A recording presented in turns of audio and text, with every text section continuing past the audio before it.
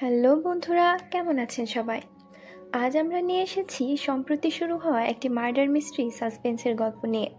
Korean drama S line.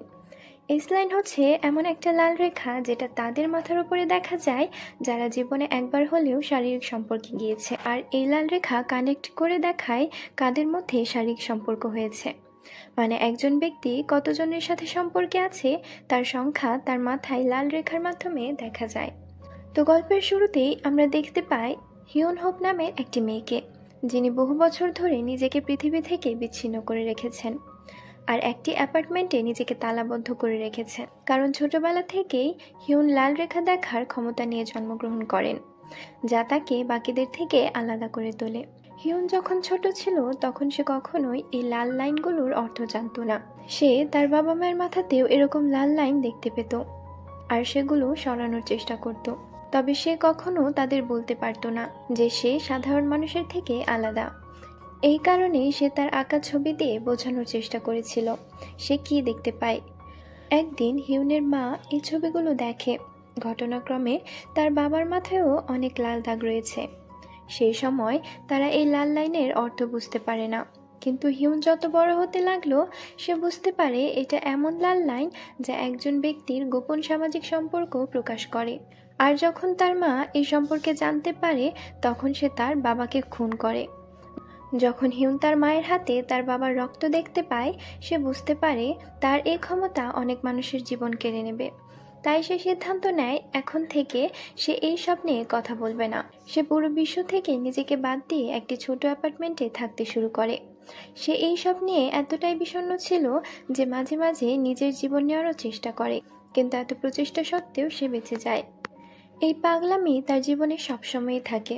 অবশেষে সে ভাবতে থাকে মানুষের মাথার ওপর এই লাইনগুলো কেন দেখা যাচ্ছে। এগুলো কি কেবল সেই দেখতে পাবে নাকি তার মতো আরও কেউ আছে যারা এই লাইনগুলো দেখতে পারে? এরকম কিছু অদ্ভুত প্রশ্ন সবসময় হিউনকে তাড়া করে বেড়ায়, আর সে সবসময় চেষ্টা করে কোনো না কোনো উপায় তো অবশ্যই আছে যাতে সে এই লাইনগুলো দেখা বন্ধ করতে পারে। তারপর হঠাৎ একদিন হিউনের বিপরীত অ্যাপার্টমেন্টের জানালা দিয়ে এক ভদ্রমহিলা হিউনকে দেখে আর তার সাথে বন্ধুত্ব করার চেষ্টা করে, কিন্তু হিউন তার মাথায় অনেক লাল লাইন দেখে, তাই সে এড়িয়ে যায়। এরপর মহিলাটি হিউনের সাথে দেখা করতে আসে কিছু ফল নিয়ে, কিন্তু হিউন অনেকদিন ধরে ঘর থেকে বের হয়নি, তার জন্য সে দরজাও খুলে না। এই মহিলাটি তখন ফলগুলো দরজার কাছে রেখে সেখান থেকে চলে যায়। তার চলে যাওয়ার পর হিউন ফলগুলো নিয়ে ঘরে এসে খেতে থাকে। সে ফলগুলো খুবই সুস্বাদু মনে করে, কারণ বহু বছর ধরে সে তাজা খাবার খায়নি, সে শুধু অর্ডার করা বা স্টক ফুড খেয়ে বেঁচেছিল। অন্যদিকে আমরা এক স্কুল ছাত্রী কাং সিউন আকে দেখতে পাই, যে প্রায়ই স্কুল বুলিংয়ের শিকার হয়। তাদের এক ক্লাসমেট কিং ইয়ং, যে ক্লাসের সবার মধ্যে বেশ জনপ্রিয়, মেয়েরা তাকে ভয় পায়। একদিন সে সিউন আকে কিছু টাকা আনতে বলে, কিন্তু সিউন আ টাকা আনেনি, তাই ইয়ং তাকে ভীষণ মারধর করে। এরপর বলে, তুমি কি ভেবেছিলে তোমার আঙ্কেল একজন গোয়েন্দা হওয়ায় আমার হাত থেকে পালাতে পারবে? এরপর ইয়ং তাকে আরো জোরে আঘাত করে আর বলে, খবরদার, আমাদের সম্পর্কে যদি কাউকে কিছু বলো তাহলে আমার চেয়ে খারাপ আর কেউ হবে না। এরপর আমরা সিউন আর আঙ্কেল হানজি উককে দেখি, যিনি একজন ডিটেকটিভ, কিন্তু সিউন আ আর তার মধ্যে তেমন ভালো সম্পর্ক ছিল না। একদিন জিউক একটি খুনের তদন্ত করতে একটি অ্যাপার্টমেন্টে যায়। সেখানে সে দেখতে পায় খুন হওয়া ব্যক্তি একজন তরুণী, যিনি বিছানায় লাশ হয়ে পড়ে আছেন। তার আশেপাশের জায়গাটি এত সুন্দরভাবে সাজানো যেন খুনি নিজেকে হত্যাকাণ্ড থেকে বাঁচানোর জন্য অনেক চেষ্টা করেছে। কিন্তু এত সুন্দর করে সাজানো ঘরে জিউক কিছু খালি খাবারের বক্স পায়। এটা দেখে মনে হয় ভদ্রমহিলা মৃত্যুর আগে একই রেস্টুরেন্ট থেকে বারবার একই খাবার অর্ডার করছিল। এরপর একজন অফিসার সেখানে এসে জিউককে বলে, আশেপাশের লোকেরা অনেকবার ডেলিভারি বয়কে এখানে আসতে দেখেছে এবং গত রাতেও একই ডেলিভারি বয় শেষবারের মতো অ্যাপার্টমেন্টের দিকে এসেছিল। এই থেকে তারা নিশ্চিত এই মহিলাটিকে খুন করেছে সেই ডেলিভারি বয়ই।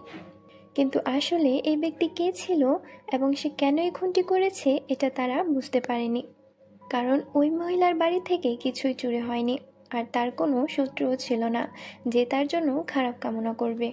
এরপর জিউক ডিটেকটিভ ডংকে মহিলার প্রেম জীবন সম্পর্কে জিজ্ঞাসা করে। ডিটেকটিভ ডং জানায় এই মহিলার একজন ব্যক্তির সাথে প্রেম ছিল, কিন্তু 1 বছর আগে দুজনের ব্রেকআপ হয়ে গেছে। তখন জিউক সেই ব্যক্তির সম্পর্কে যাবতীয় তথ্য বের করতে বলে। এদিকে হিউনও বাড়ি বসে একই খুনের মামলার সংবাদ প্রতিবেদন দেখছে। ওই খবরের নিউজ রিপোর্টার বলছে যে পুলিশ এই খুনের মামলায় একজন ডেলিভারি বয়কে সন্দেহ করেছে। তারপর হিউন লক্ষ্য করে রিপোর্টারের পেছন থেকে একজন ডেলিভারি বয় যাচ্ছে, কিন্তু এটা দেখে সে হতবাক হয়ে যায় যে ডেলিভারি বয়ের মাথায় শুধু একটি লাল দাগ ছিল। আর হিউন আজকের আগে তার জীবনে কখনোই এমন ছেলে দেখেনি যার মাথায় কেবল একটি লাল দাগ আছে। হিউনের সন্দেহ হয় যে হয়তো এই সেই ডেলিভারি বয় যে খুন করেছে। তারপর সে লক্ষ্য করে যে সেই রেড লাইনওয়ালা ডেলিভারি বয় তার সামনের অ্যাপার্টমেন্টের দিকে যাচ্ছে। তাই সে তৎক্ষণাৎ পুলিশকে ফোন করলো, এটা বলার জন্য যে তারা যে ডেলিভারি বয়কে খুঁজছে সে হয়তো এখন তার সামনের বিল্ডিংয়ে আছে। কিন্তু পুলিশকে আর কোনো তথ্য দেওয়ার আগেই সে বুঝতে পারে যে ওই ডেলিভারি বয়টা ওই মহিলার বয়ফ্রেন্ড, যে মহিলাটি কয়েকদিন আগে হিউনের সাথে বন্ধুত্ব করতে চেয়েছিল, তাকে ফল দিয়ে গিয়েছিল। এখন সেই মহিলা আর ডেলিভারি বয় অন্তরঙ্গ হলে ডেলিভারি বয়ের মাথায় দুটি লাল লাইন দেখা যায়। পরের দিন আমরা দেখতে পাই জিউক বাড়িতে এসে দেখে সিউন অনেকদিন ধরে স্কুলে যাচ্ছে না। এবার সে জিউকের কাছে কিছু টাকা চায়। সেই সময় জিউকের কাছে যত টাকা ছিল সে সবই তাকে দিয়ে দেয়, কিন্তু সিউন আরও টাকা চায়। তখন জিউক জিজ্ঞেস করে, তুমি এই টাকা কেন চাও? এরপর তার মুখ এবং শরীরে আঘাতের চিহ্ন লক্ষ্য করে। জিজ্ঞাসা করে, কেউ কি তোমাকে আঘাত করেছে? কিন্তু সিউন তার প্রশ্নের উত্তর দেওয়ার পরিবর্তে তাকে খুব রুডভাবে বলে, তুমি আমাকে কত টাকা দিতে পারবে বলো, এবং সেখান থেকে নিজের রুমে চলে যায়। এরপরে যখন জিউক তার বারান্দায় দাঁড়িয়েছিল, তার চোখ যায় তার সামনের ভবনে হিউনের অদ্ভুত অ্যাপার্টমেন্টের দিকে। তখন এই ডিটেকটিভ ডং তাকে ফোন করে বলে গত রাতে সে অ্যাপার্টমেন্ট থেকে একজন তাকে ফোন করে বলেছিল যে ডেলিভারি বয় সম্পর্কে কিছু বলতে চায়। তাই জিউক হতবাক হয়ে যায় এবং হিউনকে জিজ্ঞাসাবাদ করার জন্য অ্যাপার্টমেন্টে যায়। কিন্তু যখন তাকে দরজার বাইরে দেখতে পায়, হিউন তার মাথায় অনেক লাল লাইন দেখে। তাই সে এত ভয় পেয়ে যায় যে দরজাও খুলে না। তারপর হিউনের একজন প্রতিবেশীও এসে তাকে বলে এই মহিলা কখনো তার অ্যাপার্টমেন্ট থেকে বের হয় না, তাই তার থেকে কিছু জানা বা সাহায্যের আশা করা বোকামি। কিন্তু জিউক হার মানে না। সেই ব্যক্তি চলে যাওয়ার পর জিউক হিউনের থেকে সেই হত্যাকাণ্ড সম্পর্কিত তথ্য সংগ্রহ করার চেষ্টা করে। জিউক বলে হয়তো যদি সে তাদের সাথে সহযোগিতা করে এর ফলে কারো জীবন বাঁচানো যাবে। তখন হিউন দরজা একটু খোলে আর তাকে বলে, আমি রাতে ভুল করেছি। যে ব্যক্তি সম্পর্কে আমি পুলিশকে জানিয়েছিলাম সে আসলে সেই মহিলার একজন বয়ফ্রেন্ড ছিল। আসলে যে অ্যাপার্টমেন্ট সম্পর্কে হিউন বলেছে সেটা জিউকের ওপরের তলায়। এই কারণেই জিউক একটু হতবাক হয় এবং সেই ব্যক্তির সাথে সম্পর্কিত আরও তথ্য সংগ্রহ করার চেষ্টা করে, কিন্তু হিউন তো ভয়ে দরজা বন্ধ করে দেয়। রাতে যখন ডিটেকটিভ ডং এই মামলাটি নিয়ে জিউকের সাথে আলোচনা করছিল, তখন সে তাকে বলে যে মহিলাটির সাথে যার রিলেশন ছিল, মানে তার প্রাক্তন প্রেমিক, সেও ওই একই ভবনে থাকে আর জিউকের বাড়িও সেই ভবনেই। এটা সেই এলাকার আশেপাশে যেখানে ওই মহিলার খুন হয়েছে। যখন সে তাকে সেই ব্যক্তির ছবি দেখায় তখন জিউকের মনে পড়ে এই সেই ব্যক্তি আজ বিকেলে যার সাথে দেখা হয়েছিল হিউনের বাসার বাইরে। তখন দুজনে সিদ্ধান্ত নেয় যে সেই ব্যক্তিকে ধরে এনে জিজ্ঞাসাবাদ করবে, হয়তো কোনো ক্লু পেতে পারে। কিন্তু ঠিক তখনই জিউকের মোবাইলে একটি কল আসে। সে জানতে পারে তার বাবা, যিনি দীর্ঘদিন ধরে হাসপাতালে ভর্তি ছিলেন, তিনি হঠাৎ করে গায়েব হয়ে গেছেন। এই কথা শুনেই জিউক সবকিছু ফেলে তৎক্ষণাৎ হাসপাতালে ছুটে যায়। সে গিয়ে দেখে তার বাবা ছাদে আত্মহত্যা করার চেষ্টা করছেন। এইসব ঘটনায় ডং একাই সেই ব্যক্তিকে জিজ্ঞাসাবাদ করতে যায়, কিন্তু যখন সে সেখানে পৌঁছায় সে দেখতে পায় ওই ব্যক্তির অ্যাপার্টমেন্ট পুরোপুরি অন্ধকার। ভেতরে গিয়ে ভালো করে খোঁজ করতে করতে সে আবিষ্কার করে একটি অদ্ভুত রুম, যেখানে চারপাশে এত লাল লাইন যে পুরো ঘরটা যেন রক্তে রঞ্জিত। এরপর সে জিউককে ফোন করে সবকিছু বিস্তারিত বলতে থাকে। ঠিক সেই মুহূর্তে অন্ধকারে লুকিয়ে থাকা সেই ব্যক্তি ডংয়ের উপর আক্রমণ করে বসে। জিউক সাথে সাথে বুঝে যায় যে ডংয়ের জীবন এখন বিপদের মধ্যে। তাও সে দ্রুত গাড়ি করে সে অ্যাপার্টমেন্টের দিকে রওনা হয়। এদিকে সেই ব্যক্তি ডংকে বেঁধে ফেলে। হেলমেট পরে আয়নায় নিজের দিকে তাকিয়ে বলে, আর একটা বাকি আছে, এটা শীঘ্রই শেষ করতে হবে। তারপর সে ডেলিভারি বয়ের মতো সেজে সেই মহিলার বাড়ির দিকে যেতে শুরু করে। হিউন তার বাসা থেকেই সবকিছু দেখছে। সে বুঝে যায় মহিলাটির জীবন এখন গুরুতর ঝুঁকিতে। তাই সে তাকে বাঁচানোর জন্য একটা ছুরি নেয় আর ঘর থেকে বের হওয়ার চেষ্টা করে। কিন্তু সে এত বছর ধরে ঘর থেকে বের হয়নি, তাই বাইরের জগতে তার বেঁচে থাকা অনেক কঠিন হয়ে ওঠে। সে যখন একটু এগিয়ে যায় তখনই মাথা ঘুরিয়ে নিচে পড়ে যায়। অন্যদিকে সেই ব্যক্তি পৌঁছে যায় সেই মহিলার কাছে। মহিলা তাকে দেখে কিছুটা অবাক হয়, কারণ সে ছিল তার প্রাক্তন প্রেমিক, আর তার মাথায় লাল দাগ যেটা মহিলার সাথে সংযুক্ত। এখানে আমরা বুঝতে পারি যে সেই ব্যক্তিটিও হিউনের মতো লাল দাগগুলো দেখতে পেত। তাই সে যখন দেখে যে তার প্রেমিকা তার সাথে প্রতারণা করেছে, তখন সে প্রতিশোধ নিতে এসেছে তাকে হত্যা করতে। কিন্তু হিউন ঠিক তখনই সেখানে পৌঁছে যায় আর তাকে বাধা দেওয়ার চেষ্টা করে। সে তার দিকে ছুরি তাক করে, কিন্তু মারতে পারে না, তার হাত কাঁপতে শুরু করে। কিন্তু ওই ব্যক্তি হিউনকে সেই ছুরি দিয়েই আঘাত করে। তারপর সে তার প্রেমিকাকে শ্বাসরোধ করে খুন করার চেষ্টা করতে থাকে, কিন্তু হিউন আবার তাকে আক্রমণ করে। এতে লোকটির চশমা পড়ে যায়। সে পাগলের মতো চশমা খুঁজতে থাকে। ঠিক তখনই জিউক সে অ্যাপার্টমেন্টে পৌঁছায় আর হিউনের অ্যাপার্টমেন্ট খোলা দেখতে পায়। এটা খুব অস্বাভাবিক, কারণ বছরের পর বছর ধরে ঘর থেকে বের না হওয়া হিউনের ঘর খোলা পাওয়া মোটেও সাধারণ নয়। সে ভেতরে গিয়ে ঘুরে দেখে কিছু অদ্ভুত জিনিস, কিছু রহস্যময় আঁকা ছবি। এরপর সে জানালার কাছে যায় আর দেখে তার সামনের অ্যাপার্টমেন্টে চশমা পরা সেই ব্যক্তি চশমা পেয়ে আবার মহিলার ওপর আক্রমণ চালাচ্ছে। মহিলাটি নিজেকে বাঁচাতে আপ্রাণ চেষ্টা করছে। হিউনও তাকে বাঁচাতে ছুরি দিয়ে আবার আঘাত করে। তখন মহিলা ছেড়ে ওই ব্যক্তি হিউনের ওপর ঝাঁপিয়ে পড়ে। ঠিক সেই মুহূর্তে জিউক তাকে গুলি করে ফেলে। সেই ব্যক্তি মারা যাওয়ার সময় তার মাথা থেকে সেই লাল লাইনটি মুছে যেতে দেখে সে খুশি হয়। সে বলে, অবশেষে আমি আর লাল লাইন দেখতে পাবো না। কিন্তু তার এ কথাগুলো হিউনকে ভাবায়, কারণ এতদিন সে বিশ্বাস করত এই লাল লাইনগুলো কেবল সেই দেখতে পারে। তখন তার মনে পড়ে সেই ব্যক্তি উদ্বিগ্ন হয়ে চশমা খুঁজছিল। তাহলে কি সেই ব্যক্তি চশমার মাধ্যমে লাল লাইনগুলো দেখত? এসব চিন্তা হিউনের মনে আরও একটি সাসপেন্সের তৈরি করে। এই কারণেই সে জিউককে বলে সে ব্যক্তির সম্পর্কে আরও তথ্য সংগ্রহ করতে। সেখান থেকে বের হওয়ার সময় হিউনের মুখোমুখি হয় সিউন আ, আর হিউন তাকে দেখে খুব অদ্ভুত আচরণ করে। বাড়ি গিয়ে জিউক সিউন আকে জিজ্ঞাসা করে, তুমি কি হিউনকে চেনো? সিউন আ বলে, হিউন মিডল স্কুলে আমার ক্লাসমেট ছিল, কিন্তু হঠাৎ একদিন তার মা তার বাবাকে খুন করে, আর তারপর সে একেবারে উধাও হয়ে যায়। এরপর আমরা দেখতে পাই হিউন চিন্তায় মগ্ন। এই প্রথমবারের মতো তার ক্ষমতার কারণে কারো জীবন রক্ষা পেল। তখন সে একটি পরিচিত নম্বর থেকে একটি মেসেজ পায়। মেসেজে লেখা, তুমি যে পৃথিবী দেখছো আমিও তাই দেখছি, তাই যদি তুমি এটা সম্পর্কে আরও জানতে চাও তাহলে স্কুলে এসে দ্রুত আমার সাথে দেখা করো। এসলাইন ড্রামার দ্বিতীয় পর্বের শুরুতে আমরা দেখতে পাই মেসেজ দেখার পর হিউন ভাবতে শুরু করে যে সে কি এই ব্যক্তির কথা শুনে ওই স্কুলে যাবে নাকি যাবে না। অনেকক্ষণ চিন্তা করার পর সে সিদ্ধান্ত নেয় যে যাই ঘটুক না কেন, এখন সে নিজেকে আর এই অ্যাপার্টমেন্টে বন্দি করে রাখবে না। অন্যদিকে আমরা সিউন আকে দেখতে পাই যে বেশ কিছুদিন পরে স্কুলে যায়।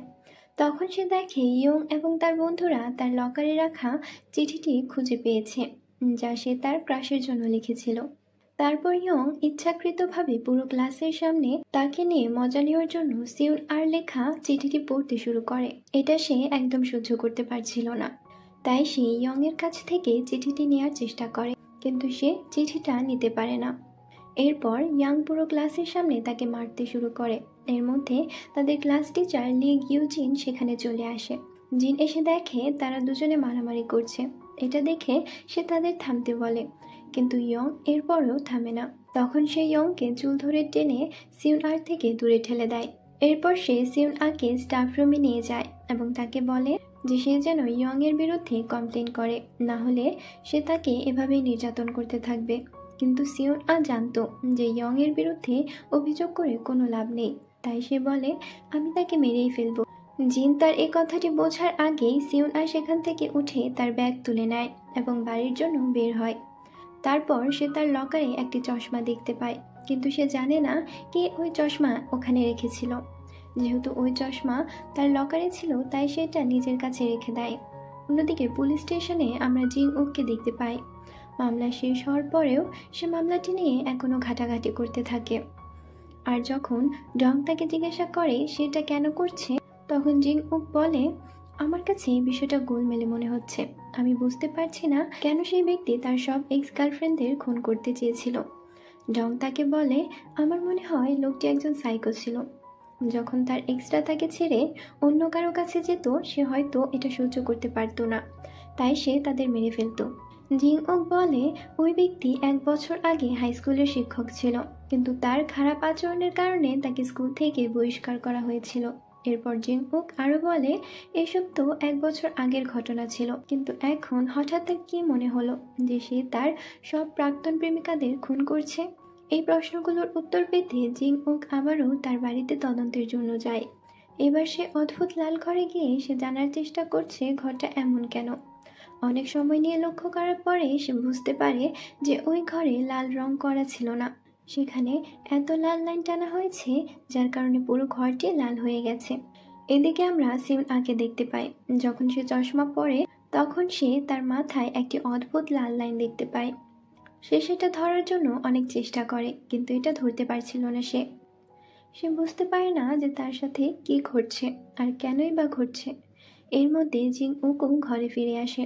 যখন সিউন আ তার মাথায় এত লাল লাইন দেখে তখন সে খুব ভয় পেয়ে যায়। ভয়ে চিৎকার করে সে ঘর থেকে পালিয়ে যায়।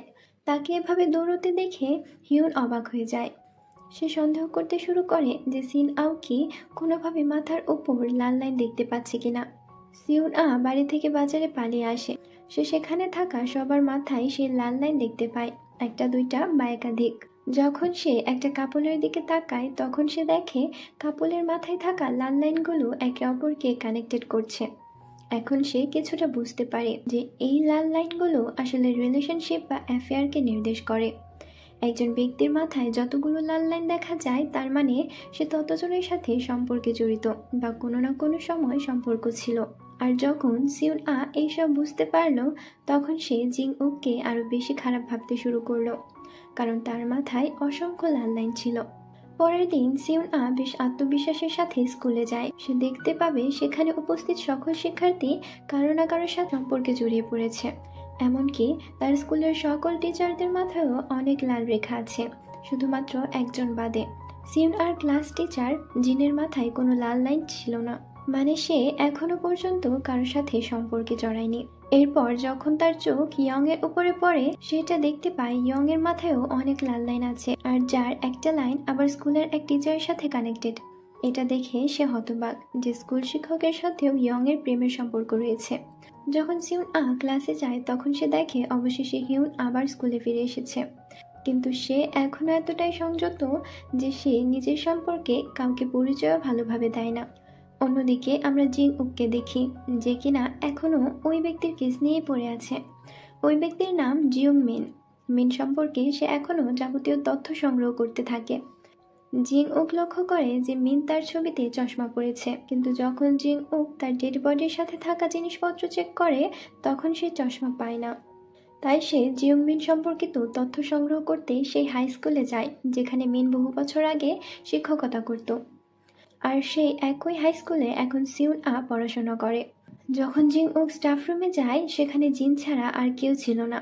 জিন তো জিং উককে দেখে ভাবে সে মনে হয় সিউন আর বাবা, কিন্তু জিং উক বলে যে সে সিউন আর আঙ্কেল। জিং উক তাকে বলে যে সে জিউং মিনের ব্যাপারে তদন্ত করতে এসেছে। মিন মারা যাবার আগে তার এক্স গার্লফ্রেন্ডদের খুন করেছিল।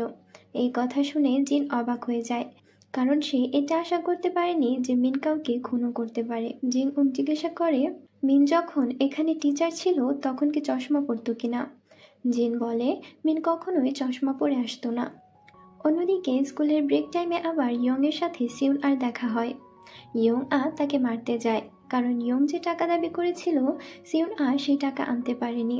এরপর ইয়ং যখন সিউন আকে মারতে যায় তখন সে ইয়ং এর হাত ধরে ফেলে আর বলে যে এখন থেকে আমি তোমাকে আর টাকা দেব না। ইয়ং বলে, আমার মনে হয় তোমার জীবন তোমার কাছে আর প্রিয় না।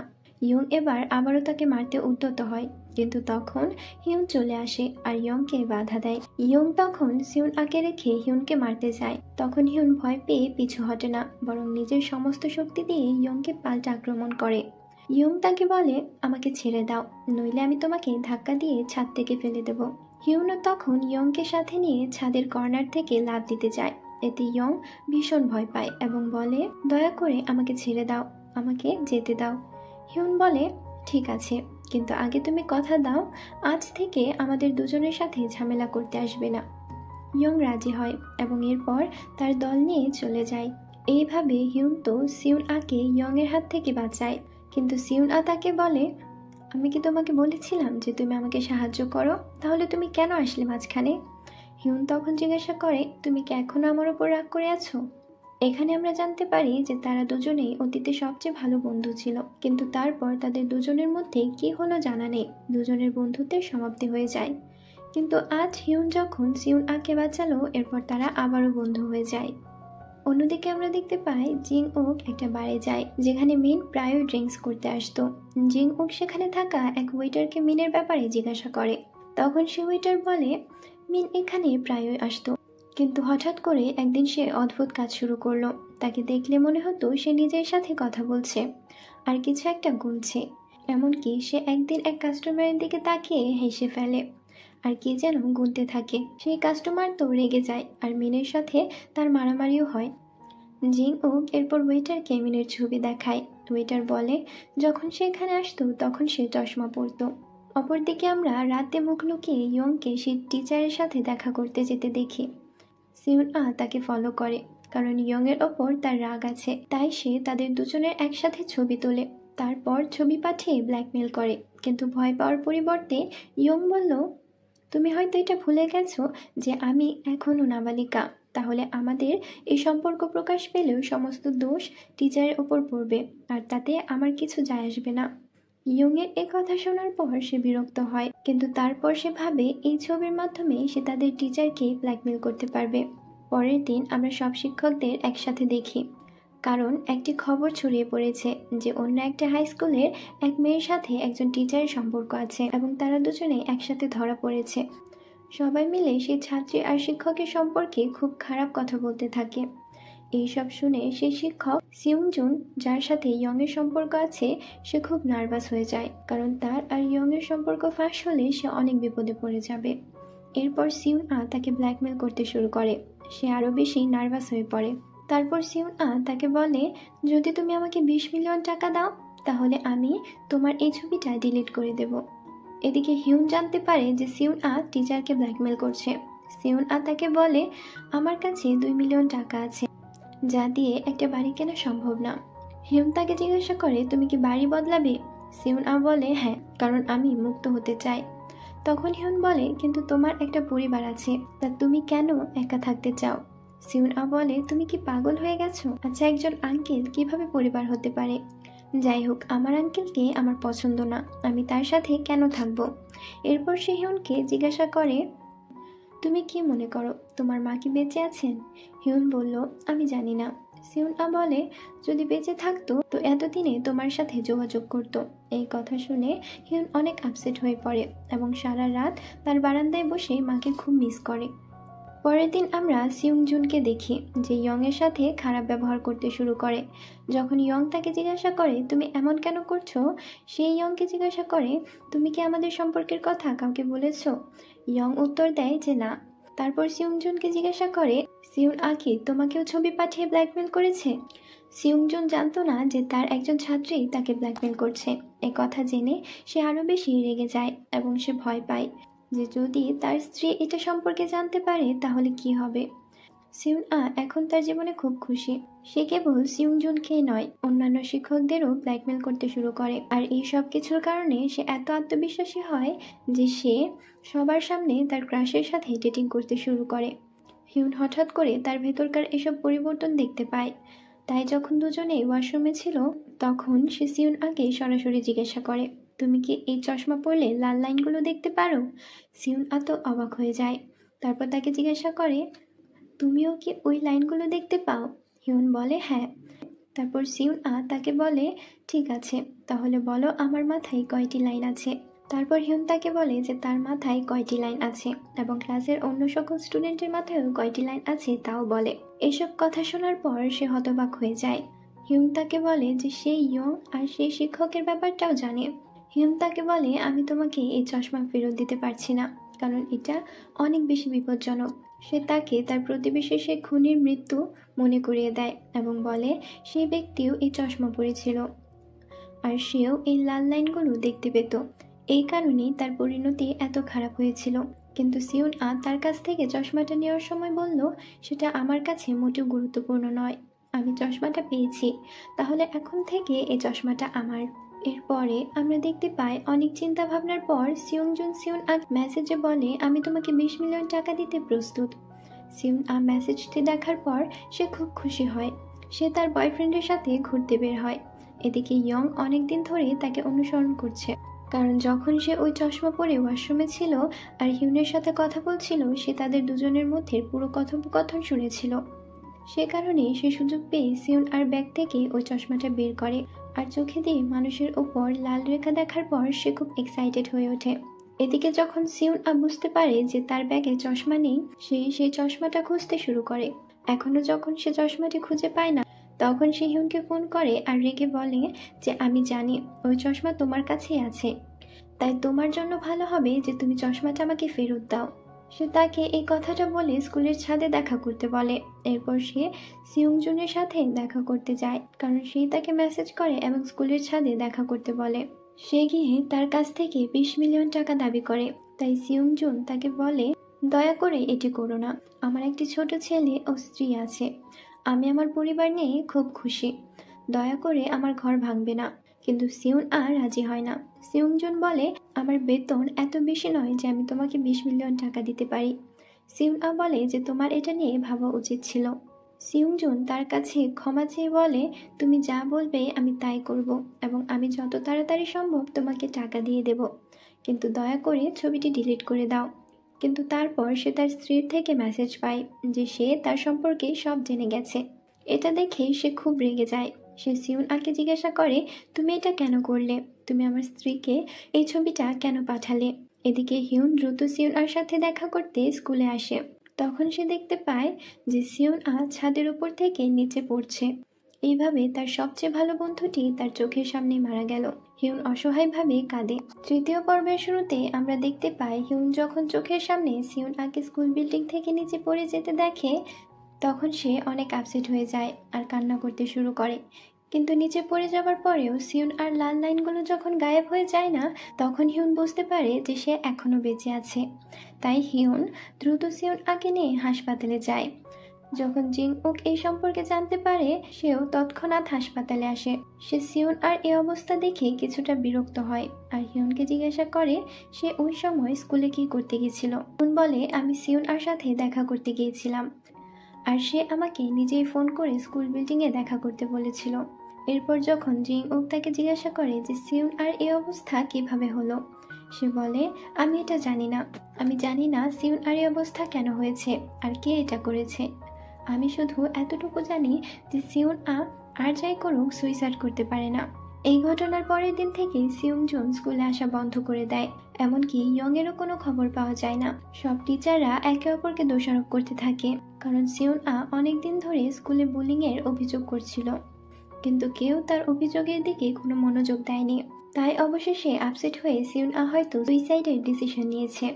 এইসব কথা শুনে জিন তো অনেক আপসেট হয়ে যায়, কারণ সিউন তার ক্লাসের স্টুডেন্ট ছিল। তার উচিত ছিল সিউন আরও কেয়ার করা। সব টিচাররা তখন জিনকে সান্ত্বনা দিয়ে বলে এতে তার কোনো দোষ নেই। এরপরে জুং নামের এক টিচারকে অপর এক টিচার জিজ্ঞাসা করে, আপনার না বিয়ে হবার কথা ছিল, কিন্তু আমাদের তো বললেন না, বিয়েটা কোথায় হবে? জুং প্রশ্নটা শুনে কিছুটা বিমর্ষ হয়ে বলে, বিয়েটা ক্যান্সেল হয়ে গেছে। এরপর জুং তার বোনের সাথে দেখা করতে যায়, যে কিনা তার কাছাকাছি এলাকায় বাসা নিয়েছে কিছুদিন হলো। তার বোনের একটা মেয়েও আছে, কিন্তু জুং যখন তার দুলা ভাইয়ের কথা বোনকে জিজ্ঞাসা করে, তখন বোন জানায় সে বেশিরভাগ সময় ব্যস্ত থাকে আর বাইরে থাকে। অন্যদিকে আমরা সিউন হাসপাতালে দেখতে পাই। অতিরিক্ত রক্তপাতের কারণে সে এখন কোমায় পড়ে আছে। জিং ওক আর হিউন দুজনেই তাকে নিয়ে খুব চিন্তিত। এরপর হিউন স্কুলে যায় আর সেই ঘটনার সাথে সম্পর্কিত কিছু সূত্র খুঁজে বের করার চেষ্টা করে। ছাদে দাঁড়িয়ে দেখার সময় একজন স্টুডেন্ট ইয়ংজুন তার কাছে এসে জিজ্ঞাসা করে, তোমারও কি মনে হয় এই ঘটনাটি আত্মহত্যা না? আমারও তাই মনে হয়, কিন্তু কেউ এটা খেয়াল করছে না যে ইয়ং এতদিন ধরে সিউন বুলি করত। কিন্তু এই ঘটনার পর সে আর স্কুলেই আসে না। এরপর এই ঘটনা নিয়ে আরো আলাপ করার সময় ইয়ংজুন বলে, এটা শিওর আত্মহত্যা নয়, মার্ডারের ঘটনা। হিউন বলে, সিউন মারা যায়নি, সে এখনো বেঁচে আছে, হাসপাতালে কোমায় আছে। এরপর স্কুলের ভেতর দিয়ে আসার সময় হিউন একটা ছেলের চোখে চশমা দেখতে পায়, সেটা একদম সিউন চশমার মতো ছিল। হিউনের সন্দেহ হয়, তাই সে ছেলেটার থেকে চশমা নিয়ে পরীক্ষা করে দেখে, কিন্তু সেটা একটা নর্মাল চশমা ছিল। এরপর আমরা জুংকে দেখতে পাই, যে স্কুলে তার টেবিলে একটা চশমা পায়। সে জানে না এটা কার বা কে এখানে রেখেছে, তাই সে জিনকে জিজ্ঞাসা করে এই চশমাটি কার, সে জানে কিনা। জিন বলে সে স্কুলে কোনো টিচারকে এই চশমা পরতে দেখেনি। জিন জিজ্ঞেস করে এই চশমা সে কোথায় পেল। জুং জানায় সে এটা তার টেবিলে পেয়েছে। জিন তখন এটা তার কাছে রেখে দিতে বলে। যদিও চশমা নিয়ে জুংয়ের কোনো আগ্রহ নেই, তবে কাজের ফাঁকে কৌতূহলবশত সে চশমাটা পরে। যখন সে চশমাটা পরে তখন সে তার সামনে বসা কলিগদের মাথায় একাধিক লাল লাইন দেখতে পায়। সে প্রথমে বুঝতে পারে না, নিজের চোখকে বিশ্বাস করতে পারে না সে কি দেখছে। এরপর সেখানে জিং উক আসে, আর তাকে দেখে জুং তো একেবারে শকড হয়ে যায়, কারণ তার মাথায় তো অগণিত লাল লাইন দেখা যাচ্ছে। জুং তো ভয় পেয়ে চশমা খুলে ফেলে। এদিকে জিং উক এসে জিনকে জিজ্ঞাসা করে তুমি কি মনে করো সিউন আত্মহত্যা করতে পারে। জিন বলে আমার মনে হয় না যে সে সুইসাইড করতে পারে। এরপর জিং উক তাকে সে ছেলেটার ব্যাপারে জিজ্ঞাসা করে যার সাথে সিউন ডেট করছিল। কিন্তু যখন সে সেই ছাত্রের কাছে যায় আর তাকে সিউন সম্পর্কিত প্রশ্ন করে, তখন সে তার সামনে এমন একটা আচরণ করে যেন সিউন সাথে তার কোনো সম্পর্কই ছিল না। এরপর জিং উক তাকে তার আর সিউন একসাথে ছবিগুলো দেখায়। তখন সেই ছাত্রটি স্বীকার করে যে সে এবং সিউন কেবল অল্প সময়ের জন্য একে অপরের সাথে ডেট করছিল। জাস্ট মজা হিসেবে সেদিনও ঠিক এভাবেই তারা একে অপরের সাথে দেখা করেছিল। কিন্তু তারপর কি হলো সে জানে না।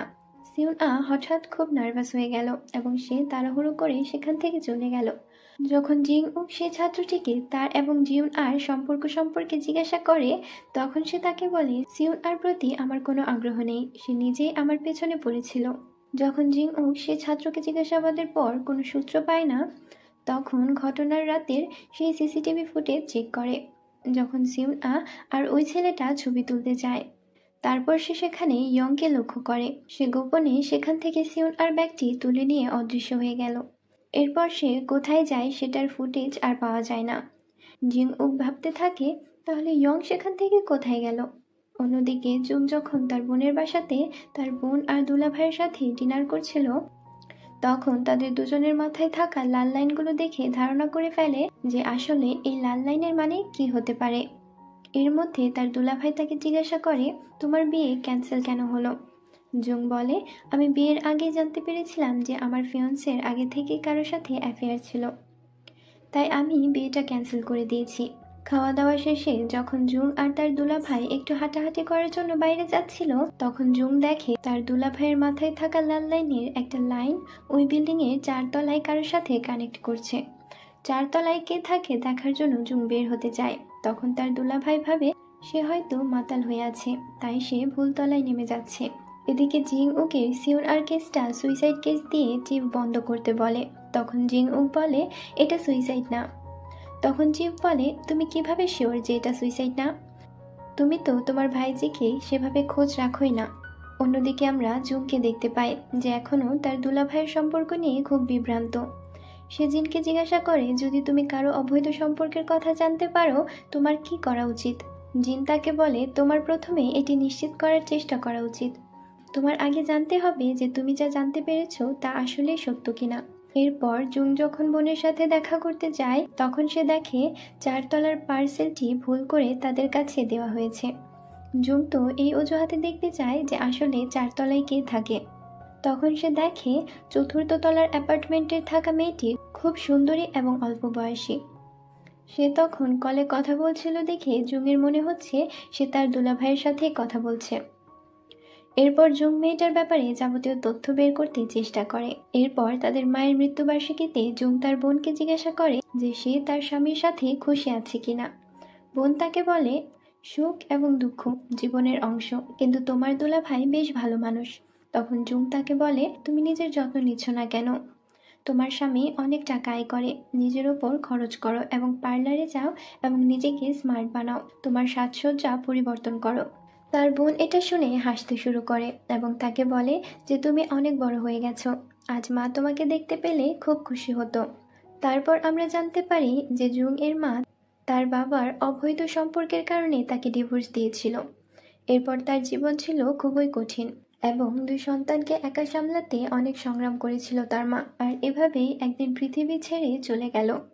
এরপর জুং কাঁদতে কাঁদতে তার বোনকে বলে, তুমি জানো আমার ফিয়ন্সি চিট করার পর আমার কাছে ক্ষমা চেয়েছিল, আবার ফিরে আসতে চেয়েছিল, কিন্তু আমি তাকে ক্ষমা করিনি, কারণ তখন আমার বাবার কথা মনে পড়ে যায়, যাকে আমি ঘৃণা করি। এরপরে দেখা যায় সিউংজুন এবং ইয়নের সম্পর্কের খবরটা সারা স্কুলে ছড়িয়ে পড়েছে। এরপর একটি বিল্ডিংয়ের পার্কিং লটে গাড়ির মধ্যে সিউংজুনের ডেড বডি পাওয়া যায়, সাথে একটা সুইসাইড নোট ছিল, যাতে লেখা ছিল এটা সত্য যে ইয়ংয়ের সাথে গোপন সম্পর্কে জড়িত এবং সে জানে যে শীঘ্রই তার এই সম্পর্কটি প্রকাশ হতে চলেছে, তাই অপমানের ভয়ে সে আত্মহত্যা করেছে। কিন্তু এই সব দেখে জিং ওক বুঝতে পারে এটা সুইসাইড না, এটা খুন, কারণ সিউংজুনের ডেড বডি কিছুদিনের পুরনো ছিল। সেখানে এতদিন ধরে এটা যদি এখানে পড়েছিল তাহলে কেউ দেখলো না কেন? এরপরে জিং ওক স্কুলের পরে হিউনের সাথে দেখা করতে যায়। সে তাকে জিজ্ঞাসা করে, তুমি কি সিউন আর বন্ধু? তাহলে তুমি হাসপাতালে অনেক দিন ধরে তার সাথে দেখা করতে আসোনি কেন? হিউন কোনো উত্তর দেয় না। জিং ওক আবার তাকে জিজ্ঞাসা করে, তুমি তো বললে সিউন আ সুইসাইড করেনি, তাহলে তোমার কি মনে হয় সে রাতে কি হয়েছিল? সিউন আ কেন সে রাতে স্কুলে গিয়েছিল? হিউন এবার জিজ্ঞাসা করে, জিং ওক কি কোনো চশমা পেয়েছে কিনা?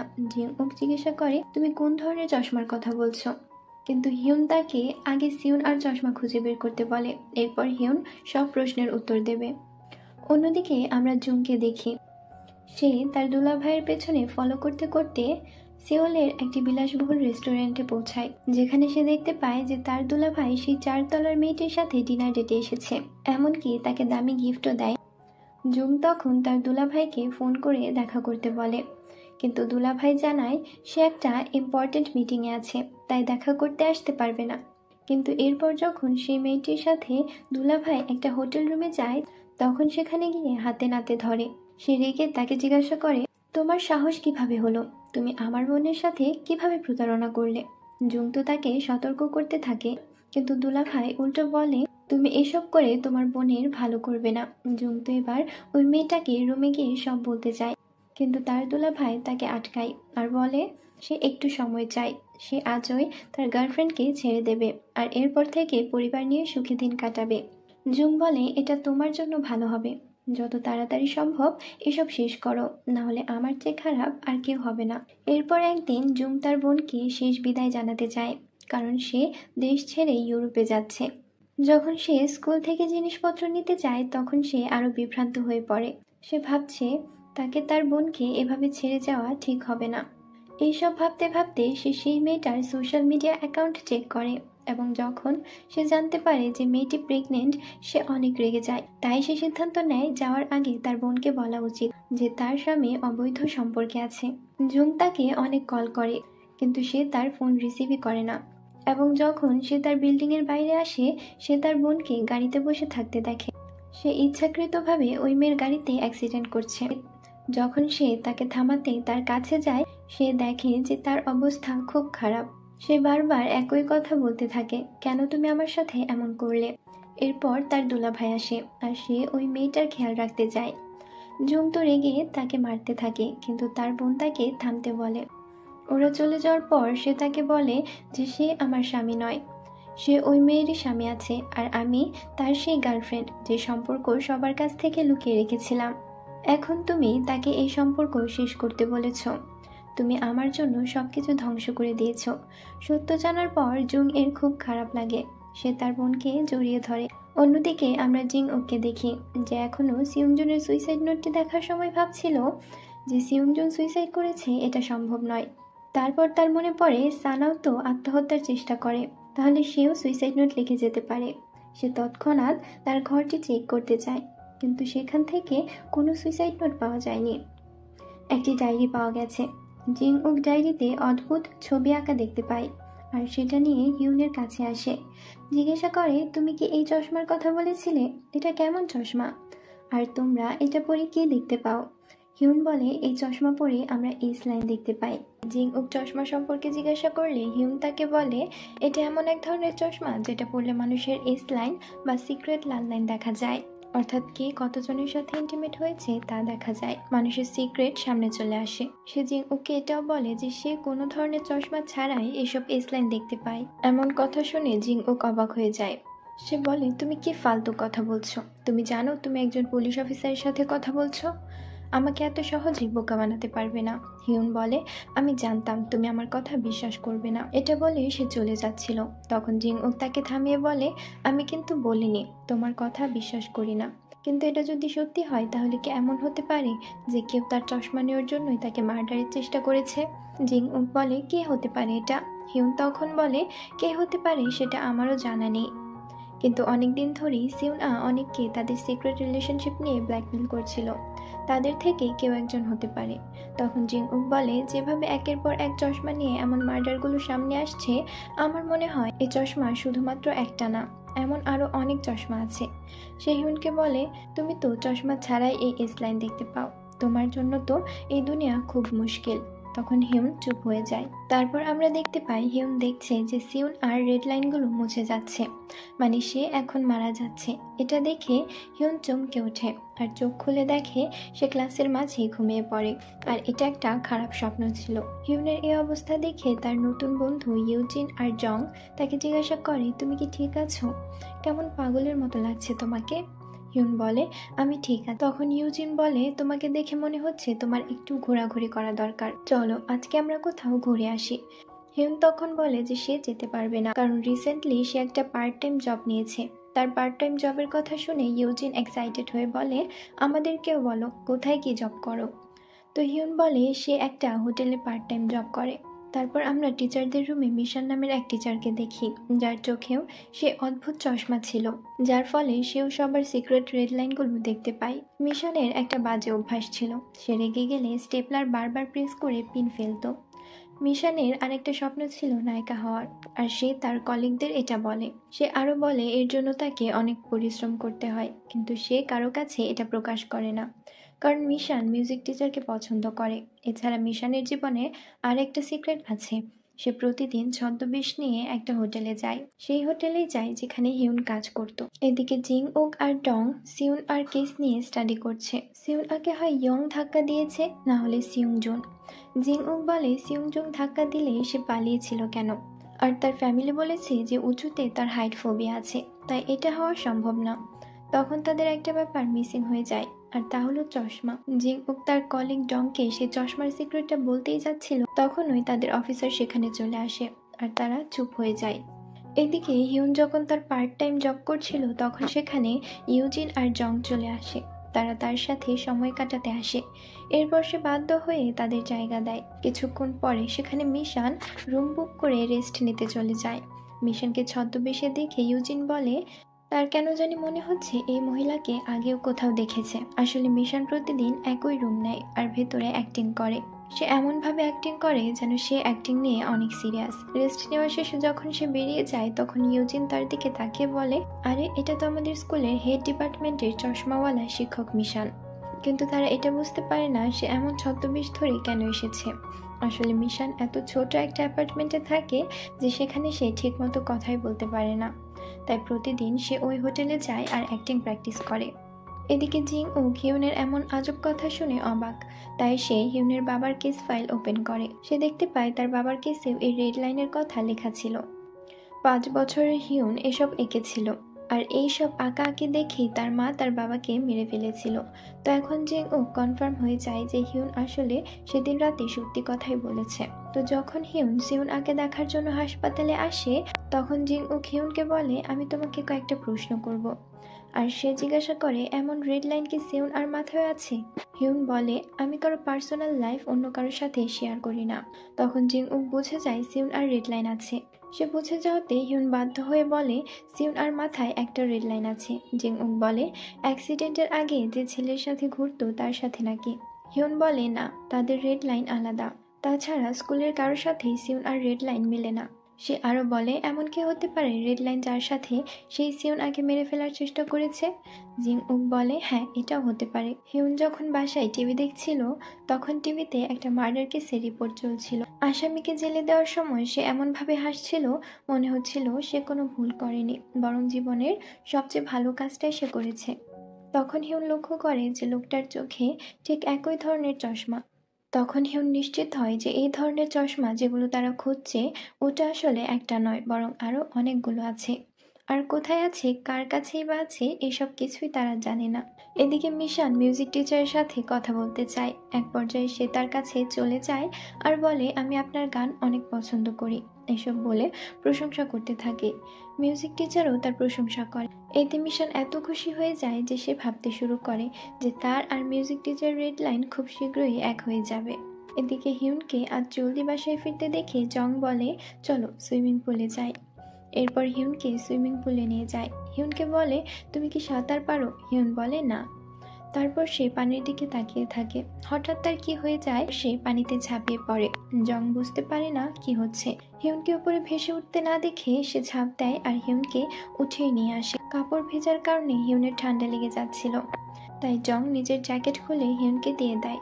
তারপর তারা দুজন একসাথে রামেন খেতে যায়। দুজন কথা বলতে বলতে এক পর্যায়ে হিউন জংকে বলে দেয় যে তার ছোটবেলা থেকে মানুষের মাথায় রেড লাইন দেখতে পায়। জং এক্সাইটেড হয়ে বলে, আমার মাথায় কোনো রেড লাইন আছে?